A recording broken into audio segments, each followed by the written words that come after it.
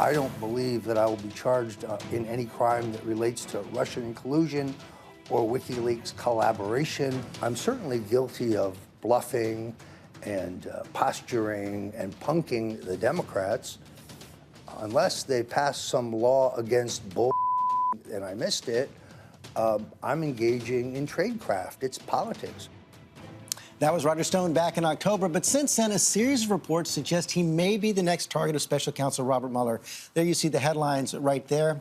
ABC, Robert Mueller appears laser-focused on Roger Stone. Wall Street Journal, Mueller bores into Trump advisor Roger Stone's ties to WikiLeaks. The Washington Post, Trump's night owl phone calls Roger Stone draw scrutiny.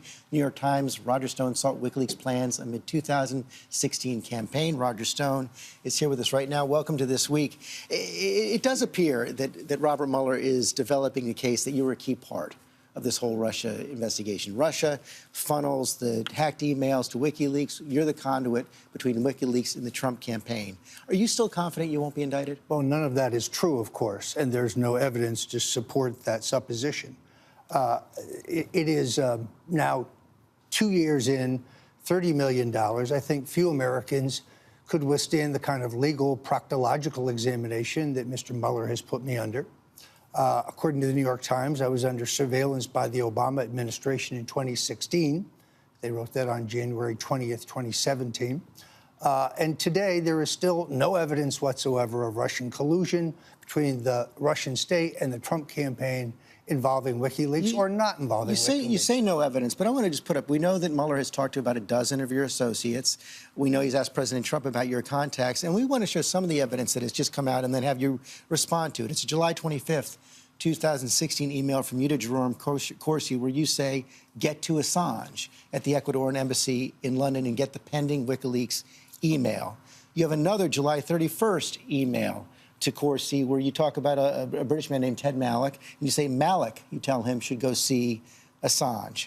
Corsi emails back to you on August 2nd.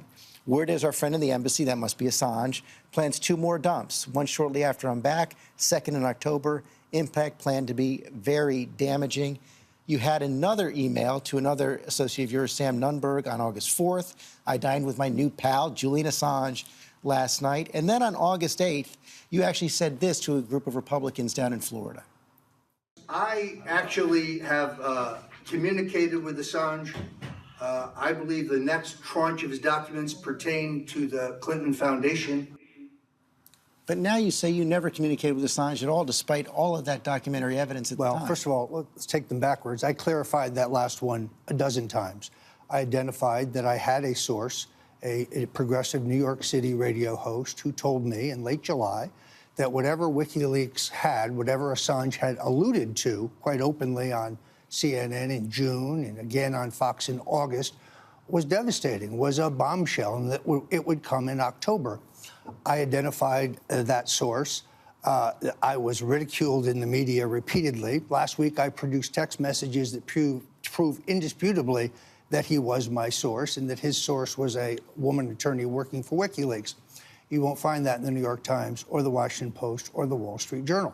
Let's go back to those emails because I think they're mischaracterized and they need some context. The same day I got an email that was forwarded to me from James Rosen of Fox News saying that he'd had a tip that the WikiLeaks disclosures pertained to the Clinton Foundation. Yes, I contacted Jerry Corsi because at some point Ted Malloch, who I'd met once, had dropped Assange's name. And like every politico in America, like every political reporter, I was interested in knowing what exactly they had. But there was no response to that. I mean, if I send you an email saying, George, you should rob a bank, but you don't rob a bank, neither one of us are guilty of robbing. So you're saying you never spoke with Julian Assange, never contacted WikiLeaks, never spoke about any of that to President Trump? That is absolutely correct. I turned over one direct message to the House Intelligence Committee between the flack for WikiLeaks and I, in which he essentially brushed me off.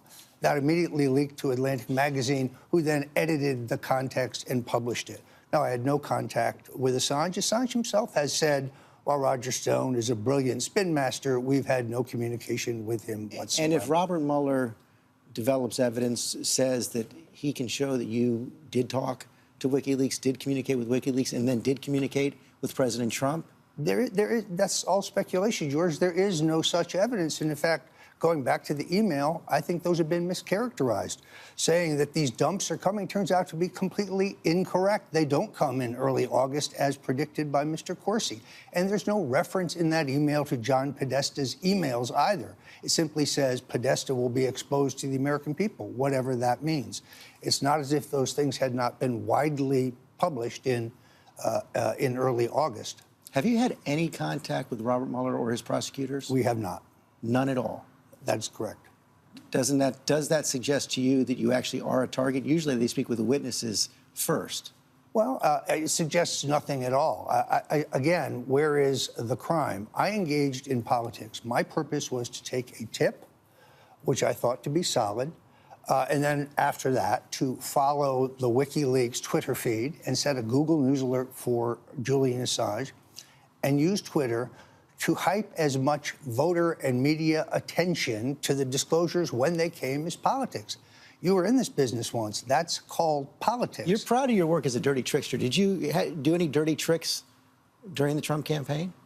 The characterization of me as a dirty trickster comes from Democrats. It'll probably be on my epitaph. Usually people that I've defeated. Self-proclaimed. You've bragged about it Actually, as well. find me the quote where I've self-proclaimed it. It kind of goes with the territory at this point, but I've never done anything in politics that was outside the norms of my colleagues and my contemporaries. And I've always made it clear that so-called dirty tricks come up to but do not cross the line into illegality. Did anyone in the Trump campaign cross the line? Not that I am aware of. Again, I see some confusion in the public between low-key Russian meddling, ineffective, $100,000 worth of poorly written Facebook ads, and Russian collusion between the Trump campaign and the Russian state, which to this day there is no evidence of and no proof of. You say you're always going to be loyal to President Trump. If you're indicted or convicted, do you expect that he'll pardon you? Well, first of all, generally speaking, in politics, you avoid hypothetical questions. That said, there's no circumstance under which I would testify against the president because I'd have to bear false witness against him. I'd have to make things up, and I'm not going to do that. I've had no discussion regarding a pardon. The only person I push for a pardon for is Marcus Garvey, who I think should be pardoned posthumously, and I wrote the president about that. Not Paul Manafort? I have had no such discussions. And he says it's not on the table right now, any pardon of Paul Manafort. You've had no discussions with the president, with anyone in his team about any of this? That is correct. Roger Stone, thanks for your time this morning. Thank you. Hi, everyone. George Stephanopoulos here. Thanks for checking out the ABC News YouTube channel. If you'd like to get more videos, show highlights, and watch live event coverage, click on the right over here to subscribe to our channel. And don't forget to download the ABC News app for breaking news alerts. Thanks for watching.